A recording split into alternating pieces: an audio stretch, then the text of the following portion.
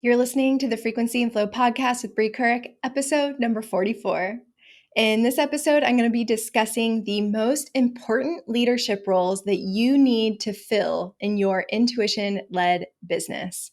This is the third episode of a 4-episode series all about human design in business. So I recommend that you actually go back and start with the first episode in the series, which aired 2 weeks ago, titled The True Purpose of Human Design and Gene Keys in Business, plus last week's episode, What if your intuition became the CEO of your business? Before you dive into this one. But if you're all caught up, then let's get going.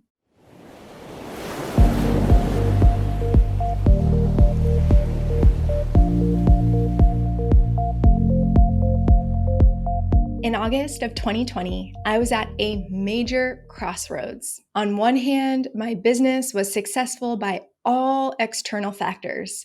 I was working for myself and the revenue was well above what I had been making in my cushy 6-figure job that I chose to leave. But what people couldn't see is that behind the scenes, I was working 14 to 16 hours a day, probably 6 days a week. I barely left my desk. My poor projector self was exhausted to the core. And I had clients who didn't respect me, and I was doing a lot of work that I just didn't want to be doing. The truth was that even though my business was what people would call a success, I resented every piece of it. And I've talked about this story quite a few times because it's extremely pivotal to me in my journey. But here I want to just bring this back up because I felt so helpless in that moment where I just couldn't keep going the way that things were going. And I also had absolutely no idea what I wanted to do next. I had done everything right to that point. I had taken every logical step. I had followed every piece of advice that I was giving my clients. I was my own best student in many, many ways. I had exhausted all of the possible options that I could think of to improve my situation, and nothing was making a significant difference. Well, the truth is that I had exhausted all of the options that I could imagine, except there was one option left, the nuclear option, the decision to blow up my business, which I also just didn't want to do. To me, it was an option that was there, but it was never really on the table because I knew that somehow, some way I was moving in the right direction for me. And I wasn't ready to admit defeat yet. That option was inconceivable in the midst of all of the other possible options that I could have taken to move forward at that crossroads. As the CEO of my business, my quote unquote human self, my human had reached its limit. And I had no idea what to do next. What's funny is that sometimes it takes us until we have what we perceive as 0 options left before we actually allow ourselves to surrender to something bigger and to show us options that we couldn't see before. This has happened for me at many of the pivotal moments, those quote unquote rock bottoms in my life where I feel like I'm stuck and I don't know how to move forward. And my mind has exhausted every single option. And I think there's nowhere to go. And it's only in that moment where I say, I've exhausted all of the decisions, I've exhausted all of the possibilities in my mind, and I just don't know what to do next. I've been there so many times in my journey, and this was another point of that, just in a different context of my life. It's that point when we finally decide to surrender that to something bigger, that we finally are able to see some of the options that we couldn't see before. It wasn't until I felt cornered with nowhere to go from my perspective that I finally surrendered to the universe and to my higher self.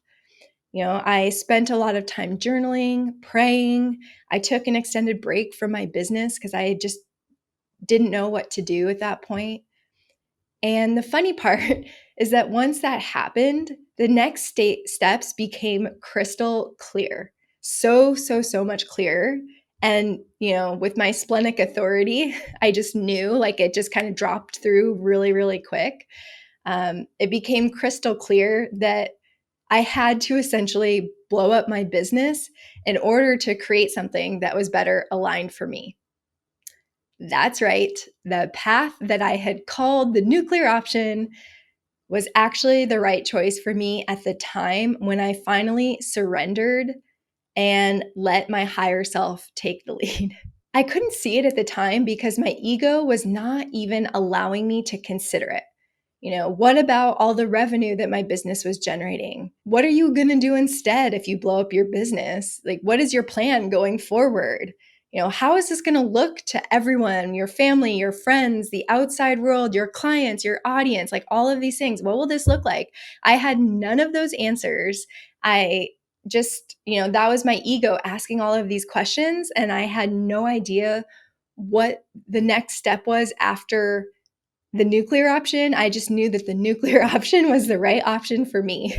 And when I finally surrendered my human and my ego to my intuition and to my higher self, that inconceivable option of that nuclear blowing up my business, that's how I knew it was the only one for me at that point. And without it, without completely redoing my entire business from the inside out, there's no way that I would be here today talking to you.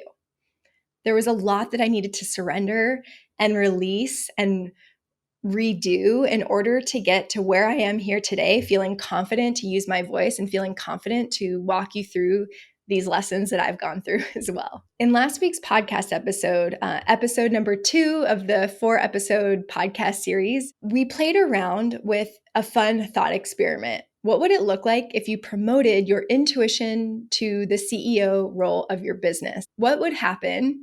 What would it look like if your intuition became the chief decision maker of your business? And I really hope that you had as much fun as I did thinking about what aspects of your business might evolve and shift, or what even might remain the same if your intuition was making the decisions in your business versus your quote unquote human self. Maybe it was so fun that I actually invite you to experiment with this in your own business, like by taking action on it, as I've been doing more and more. And I'll actually give you a story in a little bit that's like a more tangible example of how I've been using this in my own marketing strategy, or within my marketing strategy, but in my greater business as a whole. But with this, with this realization, with this delegation of that CEO role to your intuition, there comes a new question once you make that decision to try to at least experiment with taking action from the place of your intuition being the key decision maker. And here's the question. If your intuition is now running your business, what is the actual role of your quote unquote human self? And what are the other critical pieces of your business's org structure? If you're delegating that CEO, that chief decision maker to your intuition, what is your human and your mind? Like what role does that play in your business anymore? And what other roles need to be filled in your business? And so that's what this episode's about. And so here we go. Let's start at the top. You may or may not know this, so I'm going to kind of just explain this like you've never heard this before, but I'll try to go quick.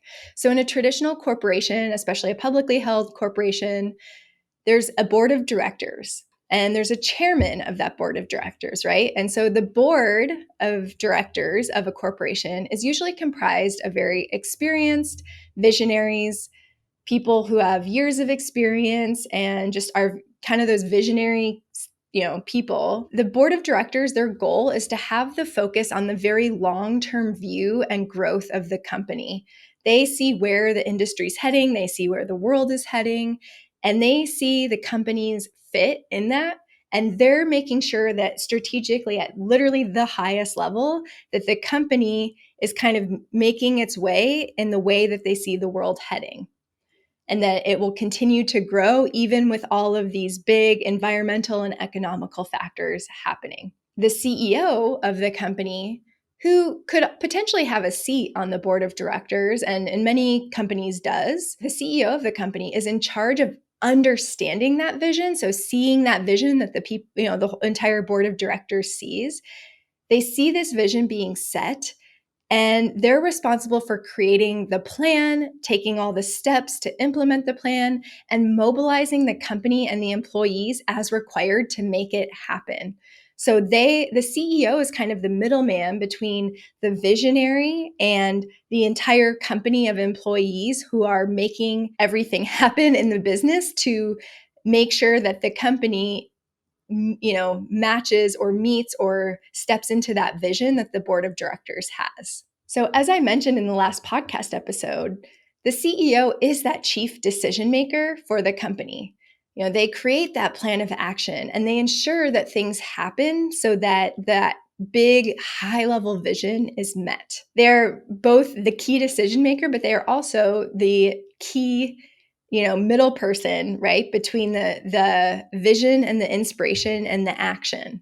They're kind of that bottleneck, right, the CEO. So in addition to the board of directors and the chairman of the board, CEOs typically, like at bigger corporations, they have both formal and informal advisors that are often outside of the board of directors that help them become better leaders and operate more efficiently. So there's someone that maybe doesn't have a direct stake in the company, they don't have equity in the company, but they're helping, train and coach the CEO to become a better version of themselves as a CEO, regardless of the outcome of the business, because the board of directors cares only about the business.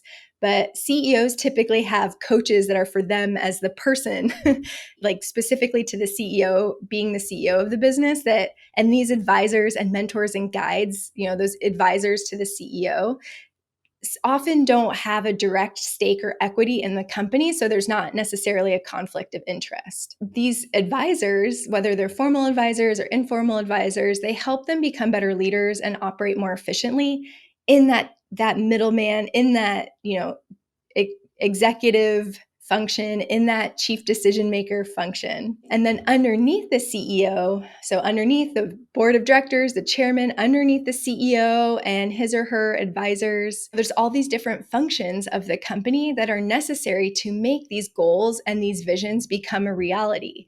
And there's leaders of each of these functions. So think about like a chief marketing officer or a VP of marketing, depending on how big the company is. A chief operating officer, director of operations. There could be like a lead of customer service, a lead of sales, and all of these different departments and their leaders have to work together to achieve these goals within their teams and then together functionally with each of these other teams.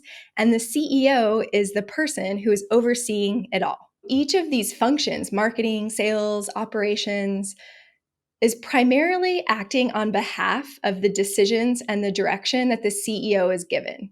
Yes, there may be some strategy involved at the higher levels, but ultimately the CEO is saying, here's your goals, here's my expectations, here's where we are heading. Now, based on your marketing team, like, how are you going to make this happen, right? So all of these different functions underneath the CEO have to work together to meet the goals and objectives that the CEO gives them and the resources that the CEO gives them in order to make it happen so that the business, the corporation can fulfill on the vision that the board of directors sets. So what does this even have to do with you?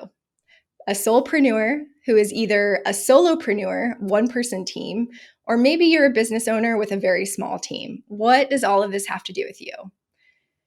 So even though you might not be a bigger corporation yet, the same structure exists in your business.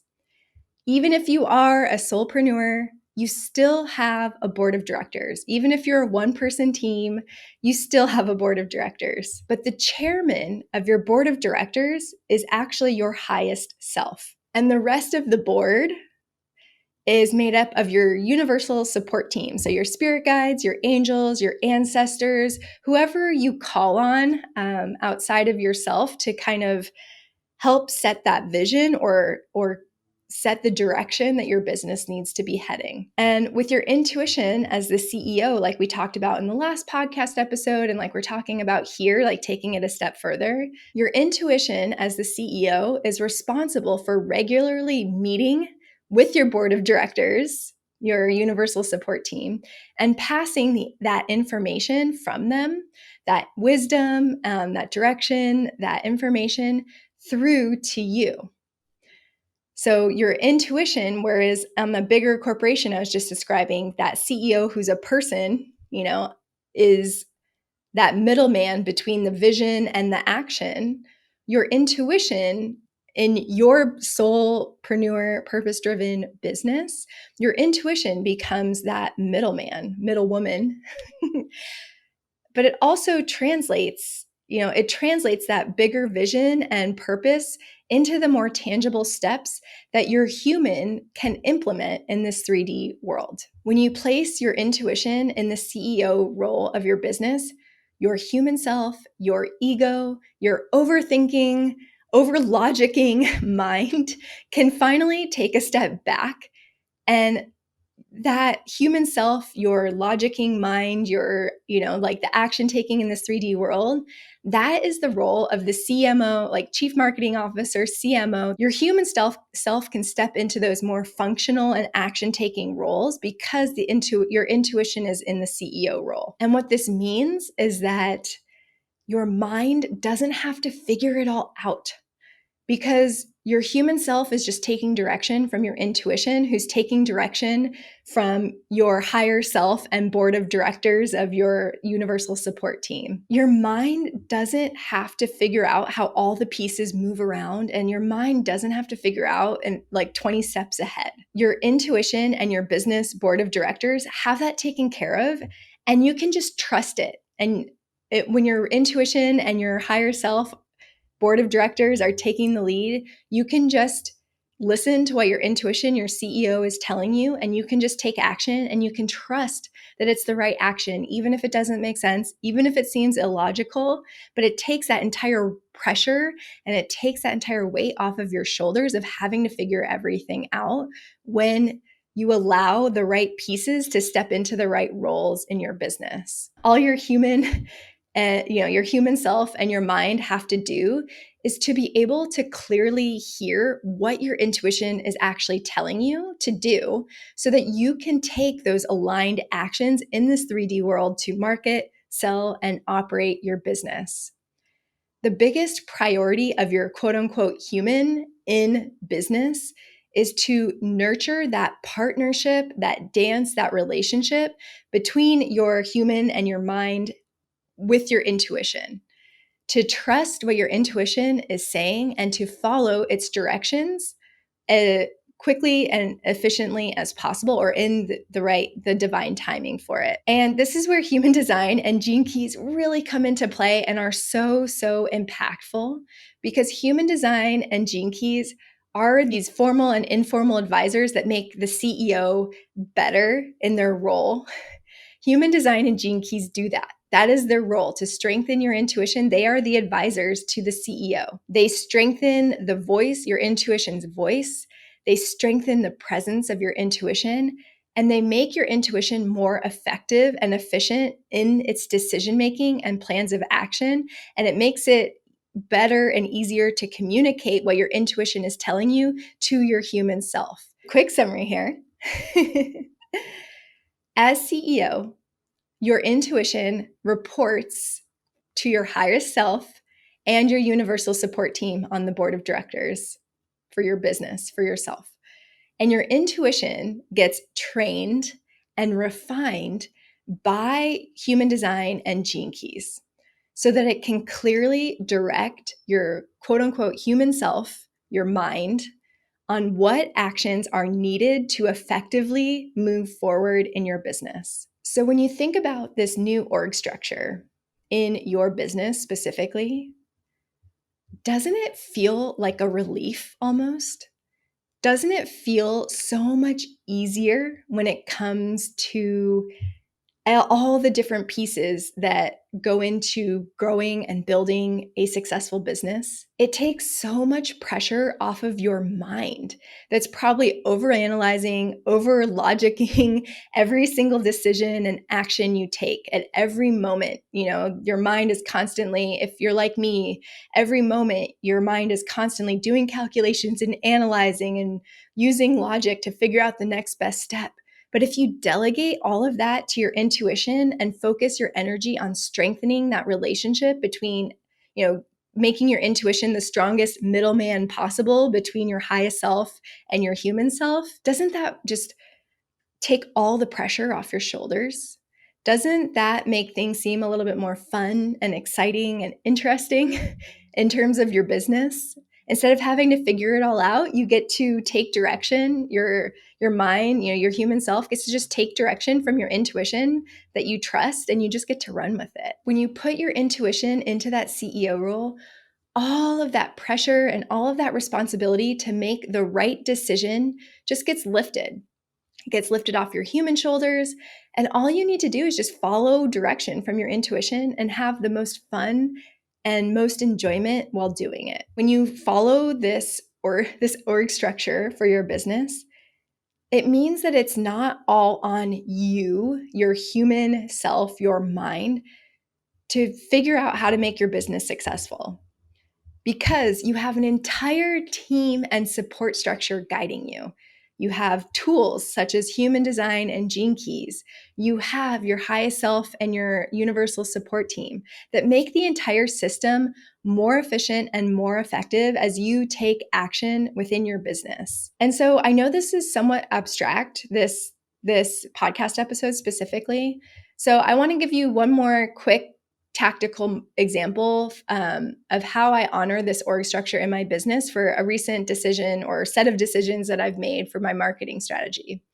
So, as you may have heard me say before, I'm in the process of actively reevaluating the role social media plays in my business, and specifically Instagram. Many of the other experts in this space have used Instagram successfully to build their business and to build their audience, which then builds their business.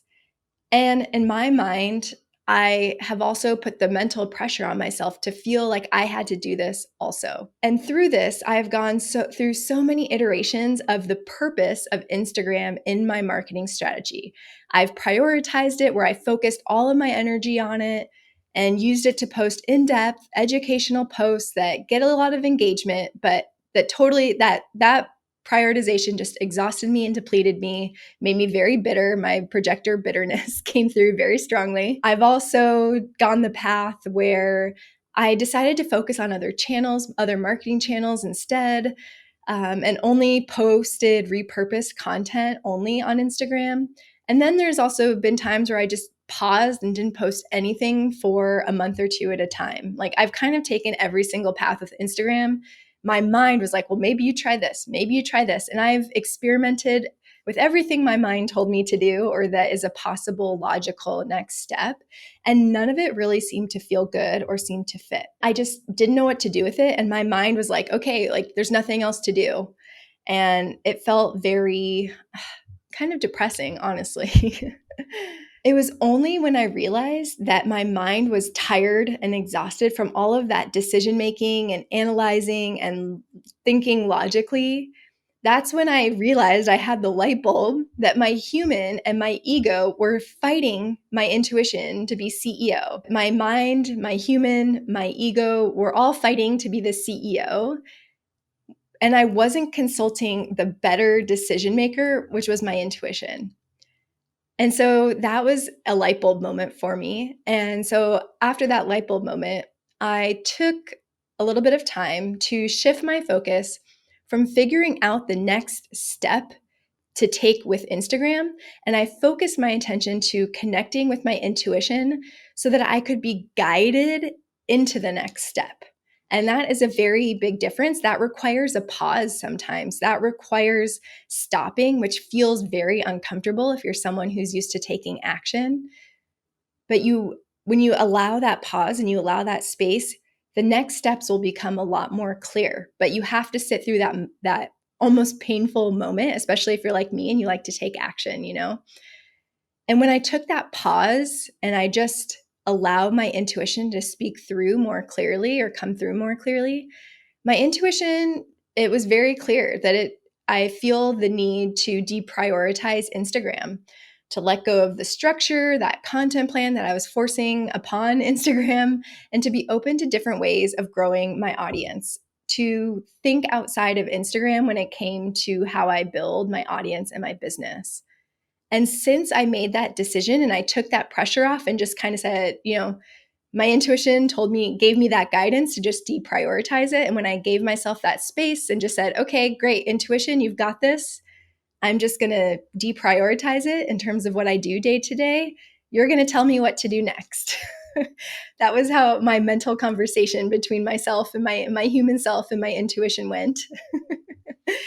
And since then, I've also received lots of very interesting opportunities, specifically around SEO, search engine optimization, and my podcast. Both of these things have kind of pulled me away from Instagram, but not just like completely taken it away, but have just pulled my attention to things that are making more of an impact on my business.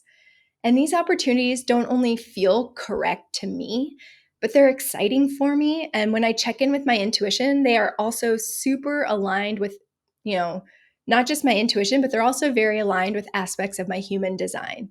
So as a projector waiting for the invitation, the 5-1 with a defined throat, ready to share solutions and my unique point of view. And that also my undefined emotional solar plexus, heart, and sacral centers that are just calling me to use my energy as efficiently as possible. It feels like these opportunities that are coming through, and I took the opportunity to just delegate that decision making and those next steps to my intuition. A lot of things have come through that intuitively feel so much better. And that is only because I told my mind to just give it a break and I surrendered to what my intuition as the better CEO was telling me to do. And since I've done this has been, I don't know, about a month or two where I've really actually not even, probably about a month where I've actively just taken the pressure off of my mind and off of my shoulders and just delegated it to my intuition and my own board of directors, my business's board of directors. I've also felt so much room for creativity that when I do feel like posting and it's like an organic, inspired action that comes up, I've loosened my content plan to where I only post when I feel really called to post. And I've posted much more spontaneous and inspired posts. And I will say this is like a audience of one or like an N of one in my experiment. And also I haven't been doing this that long, but I have noticed that when I do these more spontaneous inspired posts, so far in the past few weeks, I've gotten like 3 to 4 times the engagement that I've gotten in the last 6 months or so. So it's kind of interesting. I'll definitely keep you updated as this goes, but this conscious shift of trying to figure things out with my mind and then delegating to my intuition has made such a big difference. And it's honestly like released a lot of weight and a lot of pressure from my shoulders in doing this. And so I invite you to consider this for yourself and for your business as well. I mean, I'll be honest, like I said, this is still an area of my business that I'm still playing around with. And not just in regards to Instagram, but I'm still kind of, where are the places where I'm trying to use my mind, like my mind is trying to be CEO, and where are the places that I can tell my mind to take a step back and let my intuition step in as the CEO.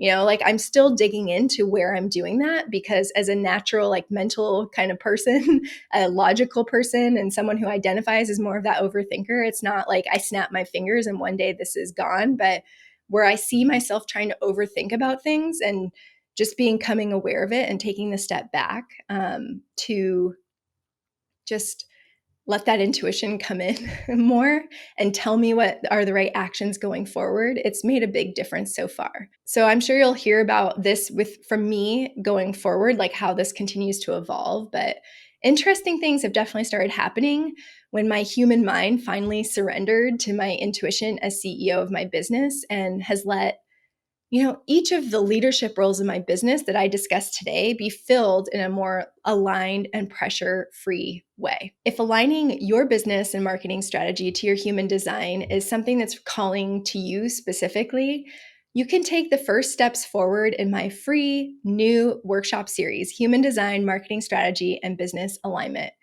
The topics we are discussing in this 4-week Human Design in Business podcast series are just one small component of what's covered in these workshops. This workshop series lays the foundation for creating and implementing an effective marketing strategy using your human design. It's a marketing strategy that aligns with your unique energy so that you can continue to build, grow, and scale your purpose-driven business with less force, less frustration, and less burnout. And you can find the link below in the episode description. If you liked or resonated with what you heard today, make sure you share this episode with your community, tagging me at Brie Couric or leaving me a 5-star review on your favorite podcast platform. In the next episode of the Frequency and Flow podcast, it'll be the 4th episode of 4. Yes, the final installment in the 8 Human Design in Business podcast series. And I'll be discussing more practical steps, the balancing of human design, gene keys, and your intuition-led business will really be getting a lot more tactical and practical. So I'll see you there.